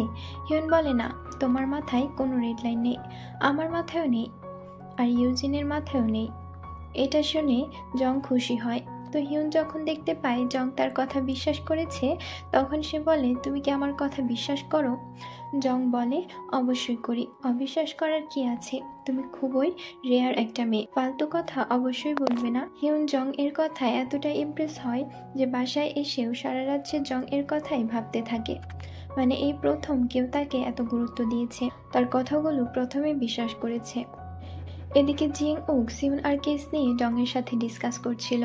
তখন ডং তাকে বলে, তোমার কি কোনো গার্লফ্রেন্ড নেই? সারাদিন কাজেই ব্যস্ত থাকো, কোনো ডেটে যাও না? জিং উক বলে, আপাতত কোনো গার্লফ্রেন্ড নেই, তবে একজনের প্রতি আগ্রহ আছে, যাকে নিয়ে ভাবতে ভালো লাগে। তখন সে জিনের কথা ভাবে। ডং অবাক হয়ে বলে, কি বলো, ডেটে যাবে না? জিং উক বলে, কিউরিয়াস হলেই ডেটে যেতে হয় না। এদিকে মিশান সব সময়ের মতো আজকেও একই রুমে আসে। হিউন অন্য রুম ক্লিন করে যাবার সময় মিশানের রুম থেকে আজব শব্দ শুনতে পায়, কারণ মিশান তখন তার প্র্যাকটিস করছিল। আসলে মিশান সবসময় একই রুমে এই জন্য আসে কারণ সে এই রুম থেকে এই রেড লাইন দেখার চশমাটা পেয়েছে, আর সে এটা পরে এইসব দেখতে পায়। এই রুমের আয়নার কাছে একটা ছিদ্র আছে, যা দিয়ে সে অন্য রুমের মানুষের সব কাজকর্ম দেখতে পায়। তো আজকেও দরজা খোলার শব্দে মিশান উঠে সে দেখে ওই রুমে মিউজিক টিচার এসেছে। এটা দেখে সে খুব অবাক হয়। তখনই দেখতে পায় মিউজিক টিচার একা না, তার সাথে একজন ফেমাস নায়িকাও এসেছে। সে ভাবতে পারে না সে যাকে পছন্দ করে ওই লোক অন্য কারোর সাথেই ডেটে এসেছে। তারপর তারা দুজনে ইন্টিমেট হয় আর বলে আগামীকালও সেম টাইমে চলে আসবে। মিশান এসব দেখে বুঝতে পারছে না কি করবে, তার খুব রাগ হচ্ছিল। রাগে সে নিজের ছদ্মবেশ খুলে ফেলে। তারপর হিউনের কাছে গেলে হিউন তাকে এ অবস্থায় দেখে চিনে ফেলে। পরের দিন যখন ওই সময় মিশান এসে রুম বুক করে, তখন ওই নায়িকাও আসে, আর রুমে যাওয়ার আগে মিশান তাকে আঘাত করে আর তার রুমে আটকিয়ে যায়, আর মেয়েটার সব ড্রেস নিজে পরে নেয়। তারপর মিউজিক টিচারের কাছে যায়। মিউজিক টিচার অবশ্য তাকে দেখেই চিনে ফেলে আর বলে, তুমি এখানে কি করছো? মিশান তখন তার মনের কথা খুলে বলে। সে মিউজিক টিচারকে কতটা চায় সেটা বলে, কিন্তু মিউজিক টিচার তাকে চায় না, সে অ্যাভয়েড করে চলে যাচ্ছিল। তখন মিশান তার সাথে আনা স্টেপলার তার দিকে ছুঁড়ে মারে। মিউজিক টিচার ব্যথা পায় আর সে সামনে এগিয়ে গিয়েও আবার ফিরে আসে, কারণ তার মাথা চক্কর দিচ্ছিল। চক্কর দেওয়ার কারণ হলো মিশান তার পানিতে ঘুমের ঔষধ মিশিয়ে দিয়েছিল। মিউজিক টিচার অজ্ঞান হয়ে যায়।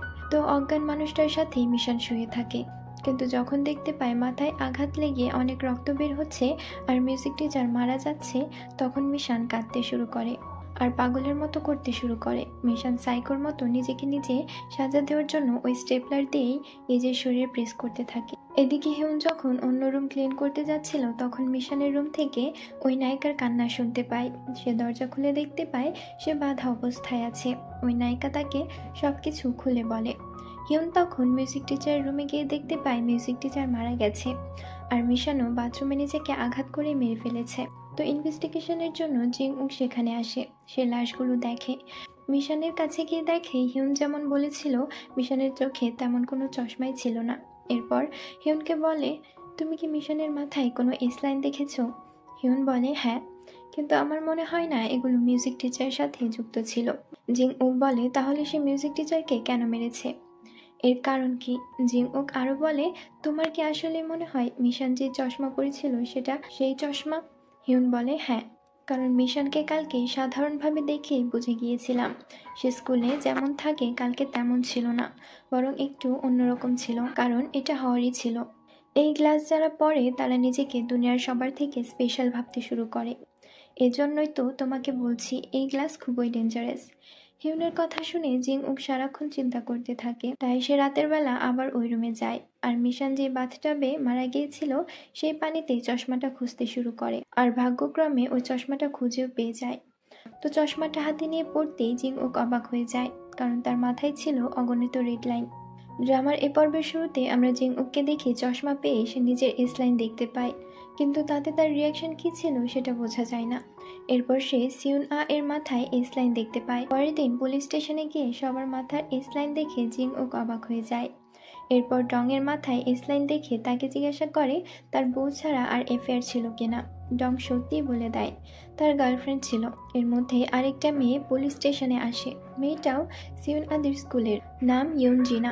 ডং তাকে সাথে করে নিয়ে যায় রিপোর্ট লেখাতে। জিং উক মেয়েটার মাথায় 4টা রেড লাইন দেখতে পায়। এরপর জিং উক একটা ছেলেকে ধরে নিয়ে আসে সিউন আর কেবিনে। ছেলেটাকে সে সন্দেহ করে আর তার সাথে সিউন আর রেড লাইন মেলে কিনা দেখতে চায়, কিন্তু মেলে না দেখে জিং উক তাকে জিজ্ঞাসা করে সিউন আ এর বয়ফ্রেন্ড সম্পর্কে জানে কিনা। ছেলেটা বলে সিউন আর বয়ফ্রেন্ড নেই বলেই জানতো। আরও বলে সে একজনকে খুব ঘৃণা করে, সেটা হয়তো জিং উককে। আর প্রায় নাকি বলতো আমি তাকে খুন করে ফেলবো একদিন, কিন্তু কাকে এটা জানা যায়নি। এসব শুনে জিং উক কিছুটা অবাক হয়। পরের দৃশ্যে আমরা দেখতে পাই হিউন, জং আর ইউজিন গ্রুপ চ্যাটে হিউনের জন্মদিন পার্টি দেওয়ার ব্যাপারে কথা বলছিল। জং তখন হিউনকে আলাদা করে মেসেজ করে পার্টির পরে দুজনে আলাদা দেখা করতে। হিউন মেসেজ পড়ে বেশ খুশি হয়, কিন্তু তখন একটা অপরিচিত নাম্বার থেকে মেসেজ আসে আর তাকে ওই দিন একটা পার্টিতে জয়েনের ইনভাইট করে। হিউন বেশ চিন্তায় পড়ে যায় আর স্কুলেও এটা নিয়ে ভাবতে থাকে। আর তখন সেখানে জিনা আসে, চুপচাপ ক্লাসে বসে পড়ে। অন্যরা জিজ্ঞেস করে আজকে তার প্র্যাকটিস নেই। এ সময় হিউন তার মাথায় এস লাইন দেখতে পায় আর কি যেন একটা ভাবে। এদিকে ডং জিং উককে জানায় একজন মাইন্ডের সেক্সুয়াল অ্যাসাল্ট কেস আসছে। জিং উক প্রথমে আগ্রহ না দেখালেও পরে মেয়েটার জবানবন্দি শোনে। এটাই সেই সকালে আসা মেয়েটা ইউন জিনা। তো জিনা সব ঘটনা খুলে বলে সে কে পপ আইডল হওয়ার জন্য ট্রেনিং নিচ্ছে। সেখানে এক সিনিয়রের সাথে রাতে তার বাসায় ড্রিঙ্কস করতে যায়। ড্রিঙ্কস করার পর জ্ঞান হারায় আর যখন জ্ঞান ফেরে সে বুঝতে পারে তার রেপ হয়েছে। এখানে জিনাকে জিজ্ঞাসা করা হয় এর আগে সে কারোর সাথে সেক্স করেছিল কিনা। জিনা নাবোধক উত্তর দেয়। তখন জিং উক বলে সে মিথ্যা বলেছে, কারণ জিং উক তার মাথায় একাধিক লাইন দেখে ভাবে এই মেয়ে আগেও কিছু করেছে। পরের দিন জিং উক আর ডং স্কুলে যায় সেই ছেলের সাথে কথা বলতে। স্কুলে সবার মাথায় লাল লাইন দেখে জিং উক বিরক্তি ভাব দেখায়। এরপর জিনের সাথে দেখা হয় আর তার মাথায় লাল লাইন না দেখে ভাবে আরে এ এখনো ভার্জিন কিভাবে। জিন তো জিং উককে চশমা নিয়ে প্রশংসা করে। এরপর সেই ছেলের সাথে দেখা করে, তার নাম সিউ হান ইউ। হান ইউকে জিজ্ঞাসা করার পর জিং উক বলে তোমার নামে রেপ কেস আসছে জানো। হানিউ বলে জিনাকে আমার সেরকম পছন্দ না, তাই তার সাথে এসবের প্রশ্নই আসে না। জিং উক ছেলেটার মাথায় একটাই লাইন দেখতে পায়। এরপর তারা যখন কোনো ক্লু না পেয়ে বেরিয়ে আসে তখন হিউন তাদের দেখে ফেলে। হিউন আর জিং উক আলাদাভাবে কথা বলে। হিউন চশমাটা ফেরত চায়, কিন্তু জিং উক বলে এটা তো এভিডেন্স, তাই দেয়া যাবে না। হিউন তাকে বলে এটা ডেঞ্জারাস, ক্ষতি ডেকে আনবে। সিউন আর আমার প্রতিবেশীর কেস দেখে শিক্ষা নেওয়া উচিত। এভাবে দুজনের মধ্যে তর্ক ঝামেলা হতে থাকে। তখন জিন এসে জিজ্ঞাসা করে তাদের কি সমস্যা। হিউন কিছু না বলেই চলে যায়। জিন তখন কি বলবে বুঝতে পারে না। জিং উক এর মধ্যেই তাকে ডিনার ডেটে যেতে অফার করে বসে। এরপর জিং উক চলে যাবার সময় জিন তার মাথায় অগণিত লাল লাইন দেখতে পায়, মানে জিন ও হিউনের মতো খালি চোখে লাল লাইন দেখতে পায়। এদিকে জিং উক সে কে-পপ আইডল ট্রেনিং অফিসের হেডের সাথে কথা বলতে যায়। সেই হেড আবার জিনাকে বেশিরভাগ দোষী করে, তারই চরিত্রের সমস্যা এই কথা বলে। এরপর তারা ফিরে আসে পুলিশ স্টেশনে। হান ইউকে ডং নানা প্রশ্ন করতে থাকে। এমনকি জিনা মেসেজে কি কথা বলেছে তাও দেখে। অন্যদিকে জিং ওক জেরা করে জিনাকে। জিং ওক তো বলে জিনা বারবার মিথ্যে কেন বলছে। এর মধ্যে হানিউকে ডং বের করে নিয়ে যায়। তখন জিং ওক দেখে তাদের মধ্যে রেড লাইন মিলছে না, তাই জিং ওক ধরেই নেয় হানিউকে ফাঁসাতে মিথ্যা বলছে। এরপর সে কেস ডিসমিস করার সিদ্ধান্ত নেয়। তারপর রাতে যখন বাড়ি ফিরে যাচ্ছিল তখন হিউনের সাথে তার দেখা হয়। হিউনের কেস ফাইল ঘেটে জিং ওক একটা পুরনো ছবি পায়। সেটা হিউনকে দিয়ে বলে যা হয়েছিল তাতে তার কোনো দোষ নেই। এরপর কথায় কথায় জিনা আর হান ইউকে নিয়ে কথা হয়। জিং ওক ভাবে তার কেস সলভ, কিন্তু হিউন বলে জিনা মিথ্যা বলেনি, কারণ কয়েকদিন আগেও তার মাথায় এস লাইন ছিল না। জিং ওক দ্রুত ডংকে বলে কেস চালু রাখতে। এরপর দুজনে রাতের বেলায় হান ইউয়ের রুমে যায় ইনভেস্টিগেট করতে। কিছুক্ষণ ঘুরে দেখার পর তারা বেরিয়ে আসে। হান ইউ এক প্রকার তাড়িয়ে দেয় তাদেরকে। এদিকে রাতের আধারে হিউন তার সেই হোটেলে যায়, হয়তো কিছু একটা তদন্ত করবে, কিন্তু সেখানে জং চলে আসে। হিউন তখন বলে সে কিছু জিনিস ফেলে গিয়েছিল, তাই নিতে এসেছে। এখানে জং এর প্রতি হিউন দুর্বলতা অনুভব করে, আবার ভাবে তার যদি একটা এস লাইন হয় তাহলে মন্দ কি। এরপর তাদের মধ্যে কিস হয়ে যায়। এদিকে ডং আর জিং ওক তো ট্র্যাশ বিন ঘাটাঘাটি করতে থাকে, যেখানে হান উ ট্র্যাশ ফেলে। অনেক ঘাটাঘাটি করার পর তার একটা বেডশিট পায়। বেডশিট কেন এভাবে মুড়িয়ে ফেলে দিল সেটা জানতেই জিং ওক সেটা ফরেন্সিক তদন্তের জন্য জমা দেয়। পরের দিন হান ও ক্লাসে ঘুমাচ্ছিল, তখন হেড টিচার এসে তাকে ঝাড়ি মেরে ডেকে নিয়ে যায়। জং তাকে আবারও জিজ্ঞাসাবাদ করে, কারণ সেই বেডশিটে জিনার ব্লাড স্যাম্পল পাওয়া গেছে। কিন্তু কি হয়েছিল সেদিন, কেনই বা এভাবে বেডশিটে ব্লাড ছিল, কেনই বা সেটা ফেলে দিল, তার কোনো ক্লু নেই দেখে আবারও হান ও মুক্তি পায়। এরপর ডং আর জিং ওক কিছু সিসিটিভি ফুটেজ চেক করতে থাকে। দেখতে দেখতে জিং ওক 4টা ছেলেকে দেখে সন্দেহ করে। সিসিটিভি ফুটেজ চেক করে কয়েক ঘন্টার ব্যবধানে তাদের মাথায় একটা করে রেড লাইন বেশি দেখা যায়। জিং ওক তো তখনই ধারণা করে নেয় জিনা মিথ্যে বলেনি, কিন্তু ভেতরে অন্য কেস ছিল। অন্যদিকে হিউন পরের দিন স্কুলে জিনার রেড লাইন কার সাথে কানেক্টেড হয় দেখতে দেখতে সেই 4 ছেলেকে খুঁজে পায়। সাথে সাথে সে জিং উককে কল দেয়। জিং উক তখন সেখানে এসেছিল সেই 4 জনকে ধরতে। এরপর তাদের 4 জনকে আলাদা আলাদা করে জিজ্ঞাসা করা হয়, যার মধ্যে বিউম নামের একজন ছিল, যার মাথায় একটা এস লাইন, আর সে খুব প্যানিক করছিল। তো জিং উক তাকেই টার্গেট করে। এরপর তাকে বাড়িতে নামিয়ে দেওয়ার নাম করে ক্রাইম সিনে নিয়ে যায়। এখন তো বিউম সুযোগ পেয়ে দূরে পালাতে যায়, কিন্তু পারে না। গাড়িতে তাকে হাতকড়া পরিয়ে বসিয়ে রাখা হয়। এরপরে বিউম বলে, আমি যদি সত্যি সাক্ষী দিই তবে কি শাস্তি কম হবে? জিং উক বলে, আগে বলো তারপর। সে প্ল্যান করে জিনাকে অজ্ঞান করেছিল, আর বাকি 4 জন তাকে রেপ করে। তখন হান ইউ সেটা এনজয় করে, অনেকটা সাইকো টাইপ। সবার সাক্ষ্য নিয়ে যখন জিং উক গিয়ে হান উকে ধরে, তখনও হান উ বলে কোনো প্রমাণ নেই আপনার কাছে। জিং উক বলে 4 জন সাক্ষী দিয়েছে। হান উ বলে আমি রেপ করিনি। জিং উক বলে কিন্তু তুমি মেইন প্ল্যান করেছো, তুমি মাস্টার মাইন্ড, তাই বাকিটা কোর্ট ডিসিশন নেবে। এরপর রাতে হিউনকে বাসায় ড্রপ করে দেওয়ার সময় জিং উক বলে আমি যা করার করেছি, বাকিটা কোর্ট ডিসিশন নেবে। হিউন বলে আমি যদি তোমার মতো এতগুলো এক্সপ্লেন করতে পারি তাহলে হয়তো সাধারণ হতে পারবো। জিং উক বলে এটা কি অপমান করলে নাকি? এর মধ্যে হাসপাতাল থেকে কল আসে, তাই হিউনকে নামিয়ে দিয়ে জিং উক হাসপাতালের দিকে যায়। হিউনকে এখানে কাউকে মেসেজ করতে দেখা যায়। এদিকে জিং উকের বাবা আবার গায়েব। সে তো হাসপাতাল কর্তৃপক্ষকে দোষ দিতে থাকে, আগের বার তো ছাদে গিয়ে পেয়েছিল, আর এখন কই পাবে। তখন সিসিটিভি ফুটেজে দেখা যায় জিন এসে জিং উকের বাবাকে নিয়ে যাচ্ছিল। জিং উক অবাক হয়, তখন একটা পরিচিত নাম্বার থেকে সিউন আ এর ছবি পাঠায়। জিং উক দ্রুত সিউন আ এর কেবিনে গিয়ে তাকে দেখে শান্ত হয়। কিছুক্ষণ পরে হঠাৎ সিউন আর রেড লাইন হাসপাতালের কারোর সাথে কানেক্টেড হচ্ছে দেখায়। সে এই রুমে এগিয়ে আসছে দেখে জিং উক পিস্তল নিয়ে এগিয়ে যায়, আর তখনই দেখতে পায় সেটা আর কেউ নয়, তার বাবা। জিং উক জিজ্ঞাসা করে তুমি এখানে কিভাবে এলে? লোকটা কোনো কথা না বলে সিউন আর পাশে বসে। জিং উক নিজের চোখে বিশ্বাস করতে পারে না, চশমা খুলে আবার দেখে। এই দুজনের রেড লাইন কানেক্ট হতে দেখে জিং উক বুঝে যায় তার বাবা সিউন আর সাথে কি করতে পারে। এবার তো জিং উক রেগে গিয়ে তার বাবাকে মারতে শুরু করে, মাটিতে ফেলে গলা চেপে ধরে আর বলতে থাকে তুমি এটা কি করেছো, কেন করেছো? এক প্রকার আর্তনাদ করতে থাকে, এমনকি একটা লোহার স্ট্যান্ড দিয়ে মারতেও যায়। সে নিজে থেকেই বলে এখন সিউন আর সারা জীবন এ নিয়ে কিভাবে বাঁচবে, কেন করলে এটা তুমি? এর মধ্যে আমরা পরের দৃশ্যে হিউনকে দেখি কাঁপা কাঁপা হাতে রক্ত লেগে আছে অনেক। সেই অবস্থায় জিং ওকে কল করে আর বলে, আমার সাহায্য লাগবে, তাড়াতাড়ি আসো। এখন আমরা অতীতের একটা ঘটনায় চলে যাই, যখন জুনহুই নামের একটা মেয়ে রেস্টুরেন্টে পার্ট টাইম জব করে। হঠাৎ তার একটা সেক্সুয়াল ভিডিও ভাইরাল হয়। কলেজের সবাই তাকে নিয়ে কানাকানি করতে থাকে, সে তো ভেবে পায় না কি করবে। একদিন রাতে সে রেস্টুরেন্ট থেকে বের হওয়ার সময় গাড়ির সামনে পড়ে সুইসাইড করার সিদ্ধান্ত নেয়, কিন্তু তখনই কেউ তাকে বাঁচিয়ে নেয়। আমরা দেখি সে আর কেউ নয়, টিচার জিন ছিল। আর জিন এবার জুনহুইকে সে চশমা দেয়, যেটায় এস লাইন দেখা যায়। আমরা আগেই দেখেছি যে জিন চশমা ছাড়াই দেখতে পায় রেড লাইন। সিন আবার বর্তমানের ঘটনায় আসে। হিউনের জন্মদিনের রাতে জং তার সাথে আলাদা দেখা করতে আসে। জংয়ের একটু দেরি হয় বলে সরিও বলে। এরপর হিউন তাকে ইন্টিমেট হওয়ার অফার করে। জং কিছুটা হেজিটেশন ফিল করে। তারা একটা হোটেল রুমে যায়। জং ভাবতে থাকে তাদের এটা করা ঠিক হবে কিনা। হিউন বলে, আমি তোমাকে জোর করব না। জং তখন জিজ্ঞাসা করে, তুমি কি আমাকে পছন্দ করো? হিউন বলে, আমার জীবনটা অদ্ভুত, কিন্তু আমি এটা জানি যে জীবনে যদি কারোর সাথে থাকতে চাই তাহলে সেটা তুমি। জং এটা শুনে খুবই খুশি হয়। এরপরে তারা ক্লোজ হয়। ক্লোজ হওয়ার পরে তো তারা দুজনেই বেশ হ্যাপি ছিল। জং তো হিউনকে জড়িয়ে ধরে কিস করে। হিউন তার এস লাইন দেখে রিল্যাক্স ফিল করে।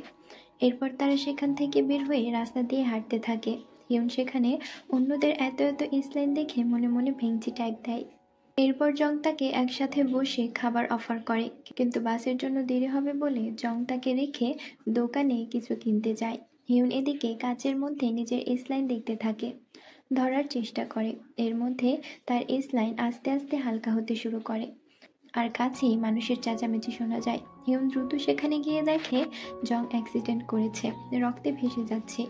হিউন তার লাশের পাশে বসে কান্না করতে থাকে আর চিন্তা করে সে হয়তো অভিশপ্ত, ও যারই ক্লোজ হয় সে মারা যায়। এরপর তো জংয়ের সাথে কাটানো সময় কল্পনা করতে থাকে। হিউন এরপর একটা জায়গায় বসে, আর তখন অপরিচিত নাম্বার থেকে মেসেজ আসে, যেখানে ইউজিনকে হাত পা মুখ বেঁধে রাখার ভিডিও ছিল। মেসেজে লেখা, তোমার বয়স 17 পার হয়ে গেছে, এখনই উপযুক্ত সময়। হিউন ঘাবড়ে যায় আর জিং উকে কল করে। জিং উক আসে, জিজ্ঞাসা করে, তুমি কি সিউন আর ইসল্যান্ড কার সাথে কানেক্ট এটা জানতে? হিউন বলে, আমি জানলে অবশ্যই বলতাম। এরপর হিউন বলে, প্রতি বছর জন্মদিনে আমি একটা করে কার্ড পেতাম, ভাবতাম আমার মা পাঠায়, কিন্তু এখন বুঝলাম আমি আসলে একটা কাজের রিমাইন্ডার হিসেবে এই কার্ডগুলো পেতাম, আর আজই হয়তো সেই দিন। এরপর জিং উককে মেসেজ দেখায়। জিং উক তখন বলে, তাহলে সেই লোকেরা স্কুলেই আছে যারা আমাকে বা সিউন আকে চশমা দিয়েছে। হিউনকে তখন জিজ্ঞাসা করে, এরা কি একই ব্যক্তি হতে পারে? জিং উক এবার চিন্তা করে তার বাবা মিসিং হবার ফুটেজে জিনকে দেখেছিল। এবার জিং উক গাড়ি ঘুরিয়ে স্কুলের দিকে নেয়। তখন বলে, আমি তোমাদের টিচার লি ইউজিন এর ব্যাপারে খোঁজ নিয়েছি, এই নামে কেউ নেই বলা যায়, তাই স্কুল বিল্ডিংয়ে গিয়ে এর রহস্য বের করতে হবে। এর মধ্যে তারা স্কুল বিল্ডিং এর সামনে চলে আসে, আর হিউন দেখায় একটা রুমে আলো জ্বলছে। জিং উক আর হিউন দ্রুত বিল্ডিং এর ভেতরে যায়। সেখানে একটা ক্লাসরুমে গিয়ে ইউজিনকে পায়। তার মুখের বাঁধন খুলে জিজ্ঞাসা করে সে এখানে কিভাবে এলো। ইউজিন জানায় হিউনি তাকে মেসেজ করে আসতে বলেছিল, কিন্তু এসে তো কাউকে পায়নি। এরপর হিউনের জামায় রক্তের দাগ দেখে জিজ্ঞাসা করে তার কিছু হয়েছে কিনা। হিউন তাকে দ্রুত নিয়ে বের হয়। বের হয়ে জিং উককে ডাক দেয়, কিন্তু তাকে পায় না। জিং উক ডাক শুনতে পায়, কিন্তু খুঁজে পায় না। হিউন আর ইউজিন একদিকে যায়, জিং উক আরেক দিকে। তারা যেন একটা লুপে আটকে পড়েছে, বের হতে পারছে না। হিউন আর ইউজিন সিঁড়ি দিয়ে নিচে নামে, কিন্তু বারবার একই ফ্লোরে আসে। এরপর তারা ছাদে যাবার সিদ্ধান্ত নেয়, আর কেউ আছে কিনা খুঁজতে থাকে। আর জিং উক তো যেতে যেতে একটা মিটিং রুমে যেন পৌঁছে যায়, যেখানে অনেক লোক একই রকম গাউন পরে দাঁড়িয়ে আছে। আরেকটা মেয়ে সবাইকে কিছু বলছে, আর এই মেয়েটা জিন হুই। সে সবাইকে তার চশমা আর রেড লাইনের গল্প বলছিল। জিন তাকে চশমা দেওয়ার সময় বলছিল এরকম করে সবাইকে মেরে ফেললে আর এস লাইন দেখা যাবে না। এরপর জিন হুই এক এক করে ইন্টিমেট হয় আর খুন করতে থাকে, একের পর এক সাইকো এর মতো খুন করে। এরপর এবার এখানে একটা লোককে সবার সামনে গলা কেটে খুন করে। এরপর দেখা যায় ছাদের উপর হিউন ইউজিনকে তার এস লাইন দেখতে পাওয়ার কথা বলতে চায়, কিন্তু তখন দেখা যায় ইউজিন সেই চশমা পেয়ে গেছে। আর ইউজিন বলে, টিচার জিন তাকে বলেছে হিউন মারা গেলে একসময় সবাই খালি চোখে এই রেড লাইন দেখতে পাবে। হিউন তো কথা শুনে অবাক হয়ে যায়। আর এদিকে টিচার জিন সেই লোকেদের মাঝে আসে যেখানে তার মাথায় অনেক এসলাইন ছিল। জিং উক দেখে তো শকড হয়ে যায়, কিন্তু এরপর আরো শকড হয়ে যায় যখন জিনের সামনে টেবিলে জিং উকের বাবা শুয়ে আছে। জিন তাকে মেরে ফেলবে এটা ভেবে জিং উক দ্রুত এসে তাকে উদ্ধার করতে যায়। জিন একটা ছুরি দিয়ে বলে, এখনই সময়, তাকে মেরে ফেলো। সিউন আকে বাঁচাতে হলে এটা করতেই হবে। জিং উক ছুরি হাতে নেয়, কিন্তু নিজের বাবাকে মারার পরিবর্তে সে জিনকে মারতে যায়। জিন তাকে গলা চেপে ধরে ছুঁড়ে ফেলে, এরপর নিজেই গলায় ছুরি মেরে জিং উকের বাবাকে মেরে ফেলে। এবার জিং উক তো তার দিকে বন্দুক তাক করে। জিন এগিয়ে আসে, জিং উক তাকে গুলি করে, একটা গুলিও তার গায়ে লাগে না। জিন বলে, একদিন এই লাল লাইন বন্ধ হয়ে যাবে, যেদিন পৃথিবী রক্তের বন্যায় স্নান করবে। জিং উকের গুলি একটাও জিনের গায়ে লাগে না। উল্টো জিন এবার জিং উককে গলা চেপে উঁচু করে ধরে। জিং উক জিজ্ঞাসা করে, তাহলে তুমি সিউন আকে ছাদ থেকে ফেলে দিয়েছিলে? জিন বলে, এই কাজ না করলে তো তুমি তার প্রতি কেয়ার করতেই না। অন্যদিকে ইউজিন আর হিউন ফাইট করতে থাকে। হিউন তার চশমা খুলে ফেলে দেয়। ইউজিন আবার চশমা নিতে যায়, কিন্তু হিউন পা দিয়ে সে চশমা ভেঙে দেয়। চশমা ভাঙার ফলে ইউজিন তো মনে হয় পাগল হয়ে যায়, কিন্তু কিছুক্ষণ পরে সে চেতনা ফিরে পায়, যেন এতক্ষণ কোনো একটা ঘোরে ছিল।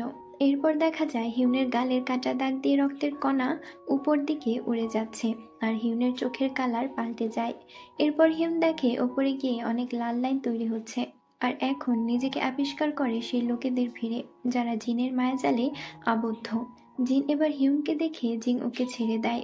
হিউনের কাছে সে তাকে বলে, তুমি অভিশপ্ত নও, তুমি আশীর্বাদ। কিন্তু হিউন এসব মানতে চায় না। তখন জিনের ইশারায় বাকি মানুষেরা হিউনকে ঘিরে ধরে।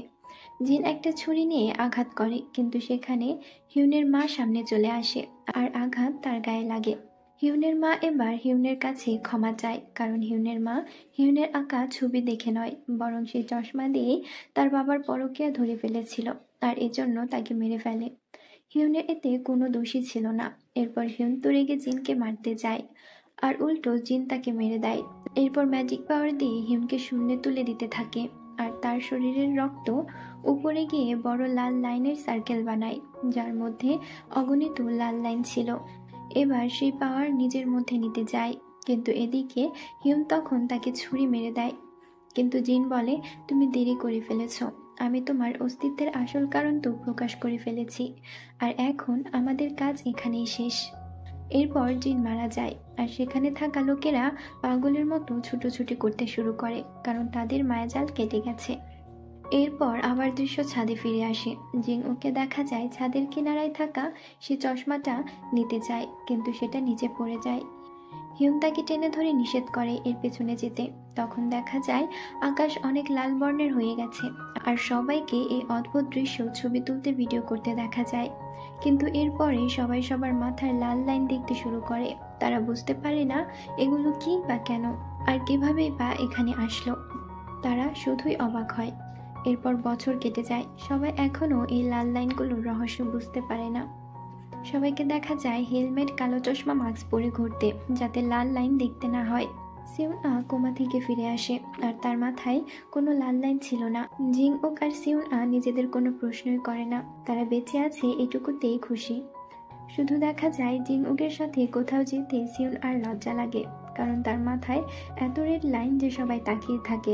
এদিকে হিউনকে দেখা যায় জংয়ের সমাধিতে যায়, কিছু জিনিস রেখে দেয়, এরপর শহরের দিকে তাকিয়ে আকাশের লাল লাইন দেখতে থাকে।